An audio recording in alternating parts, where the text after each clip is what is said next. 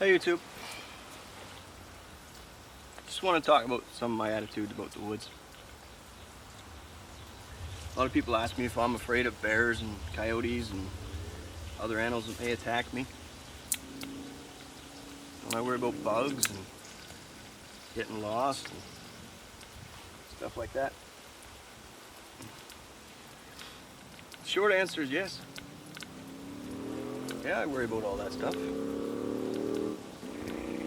But I also arm myself with the knowledge of how to prevent all of that. Most of the time, bears and coyotes, once they smell you, they're not interested. They just want to get away from you.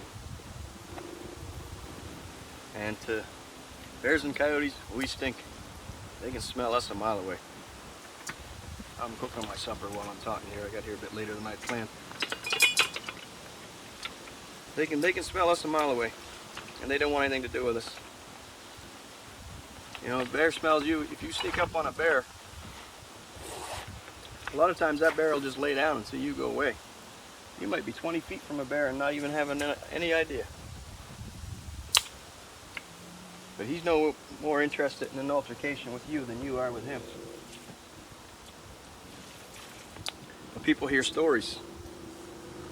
You know, this person got attacked by a bear, this person got attacked by a coyote. And it does happen. People also get attacked in the city too, more frequently than they do in the woods. And in the woods and in the city, sometimes it's just bad luck. Sometimes it's poor planning. And sometimes it's not lack of knowledge. A lot of people think it's really cute to feed wild animals. Wild animals are foragers and hunters.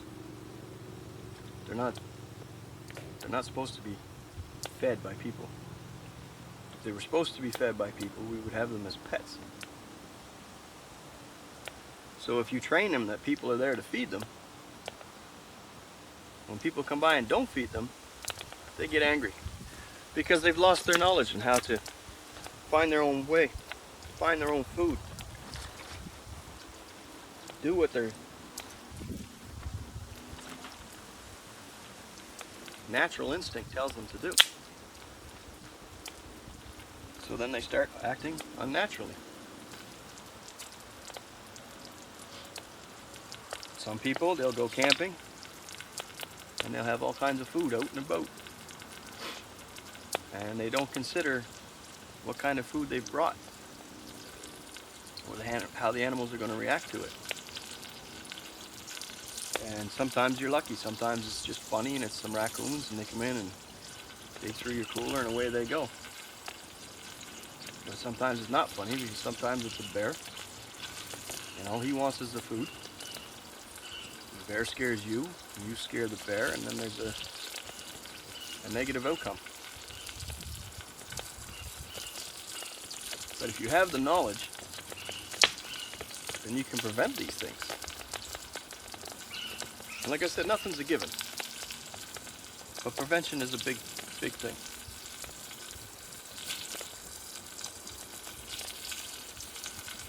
One of the other reasons the woods are so important to me is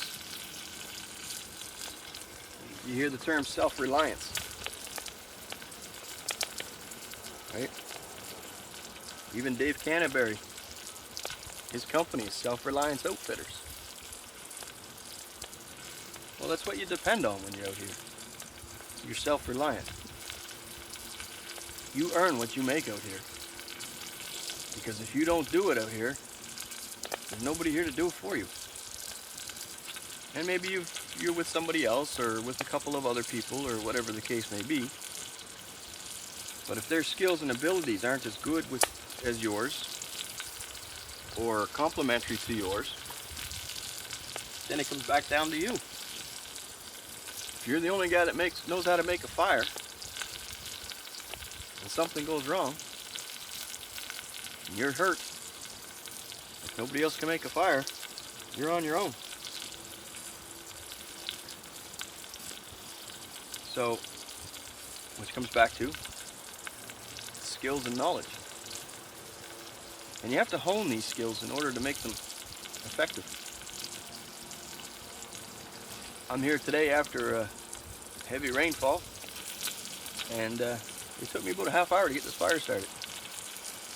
Everything's soaked. But I persevered and got the fire started because I've practiced my skills.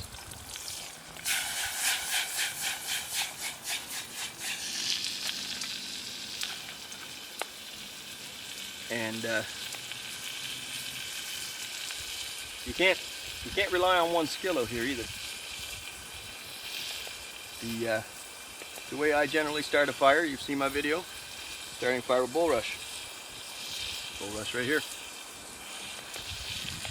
That didn't work so well. So then I had to add birch bark and other stuff, and I finally got the fire started. So whatever skills you have, you can always learn more. And the more you know, the less you'll be afraid. And the less you're afraid, the more you can enjoy it out here. Another good segment that you can watch is Bushcraft Bartons. He has a segment called Fear of the Forest, and he has a good conversation about it. And it's a bit long, but it's worth watching to the end. He's got some good information and some good ideas. But when you're out here, there's so much to enjoy. Right now I'm listening to the breeze blow through the trees, and it's relaxing. In the springtime, one of my favorite things in the world is listening to the spring peepers just chirping away all night long. I was talking to a friend last night. One of his favorite things in the world is listening to the crickets.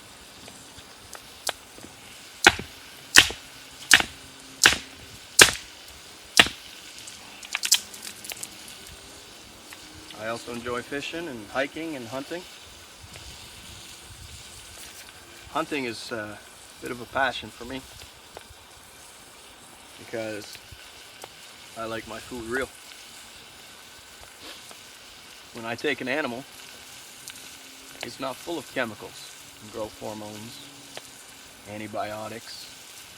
It's not processed and filled full of chemicals like sodium nitrate.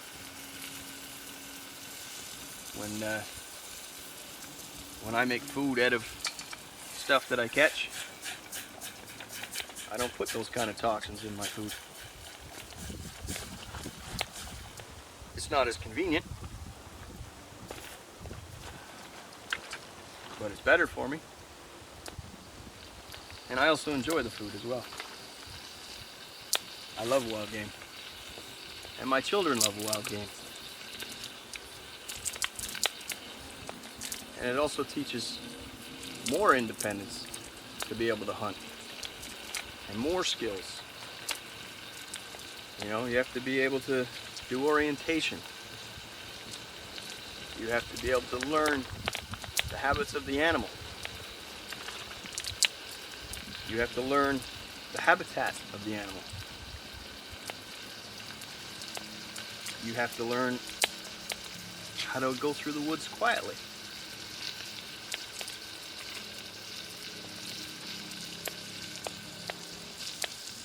And that's with any animal that you're hunting or trapping.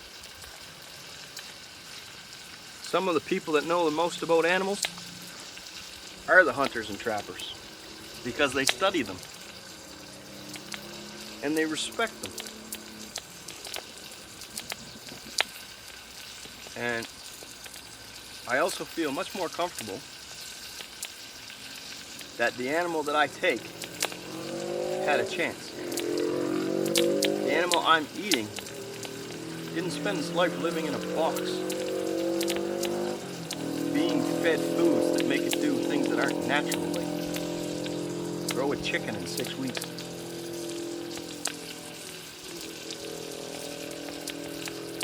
The food that I take, for the most part, when they're in the woods, you're in their home. So they're much smarter than you, and their senses are much keener than yours. So you have to overcome an awful lot to take an animal. It's one of the first ways an animal knows that you're there, like I said earlier, is smell. And if you hear me say in future videos, human stench, that's what I mean.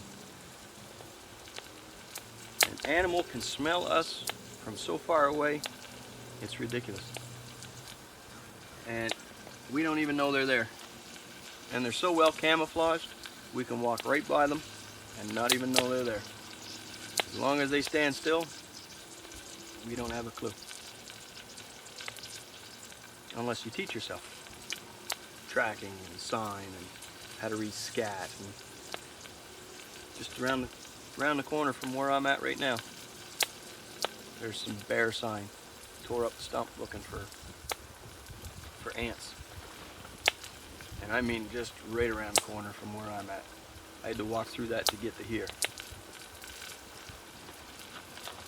But like I said before, I have the knowledge that even though that bear comes this close, he's not going to bother me.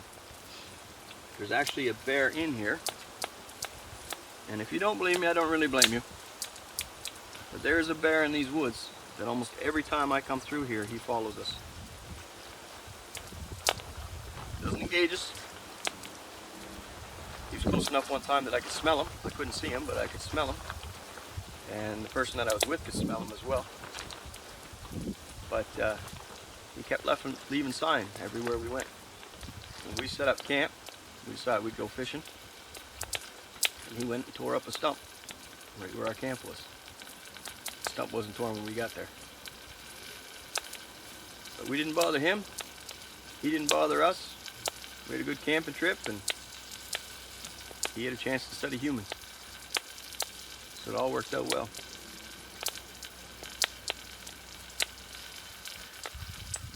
Out here, everything is real. If you don't do it, it doesn't get done. And you have to do it for yourself and or anybody you're with. And you have to adapt to your situation in order to get it done sometimes. I'm gonna have to make a tripod for that.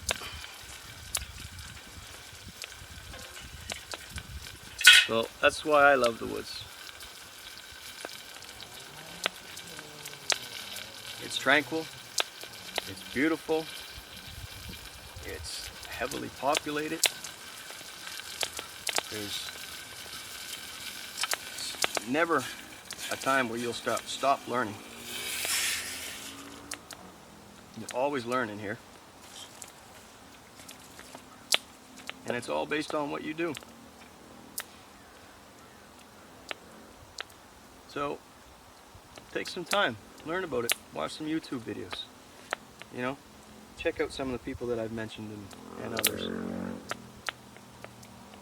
Head out in the woods and treat it with respect. Right? Don't destroy it. I'm out here. I like sleeping in a lean-to. I don't use tents if I can help it. And I could have chopped down a whole lot of trees to make myself as cool looking lean-to. And I have the ability because I have practiced it. But due to my respect for the woods, my lean-to is made out of tarps right now. You know, there will be opportunities where I'll learn how to build a new dwelling, and then I'll do that. But I'll do it with respect. I won't take any more than I need to. And if I can, I'll put back. But if you don't come out because you're afraid, you're really missing out. It's a beautiful place out here. And I hope you come to and enjoy it. But anyway, that's my video for today. Thanks for watching, and I'll see you next time.